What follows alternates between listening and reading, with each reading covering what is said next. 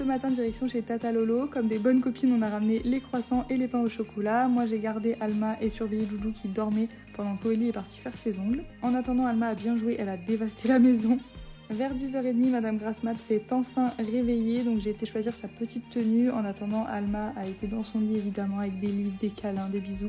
Elle était trop contente de se faire réveiller par Alma. Ensuite, je l'ai préparée, changée, habillée, coiffée, etc.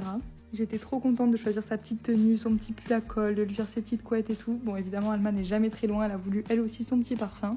Non mais regardez comme elles sont trop adorables. Dire qu'elles vont pas se voir pendant plus d'un mois, je pense que Alma n'est pas prête du tout, elle va me réclamer Joujou tous les jours. J'ai vraiment l'impression d'être dans la peau de Loélie en faisant le biberon comme ça. J'ai donné à Joujou, évidemment Alma en a voulu un aussi, mais au final elle l'a pas aimé parce que c'était du lait entier et pas du lait de croissance comme elle avait l'habitude.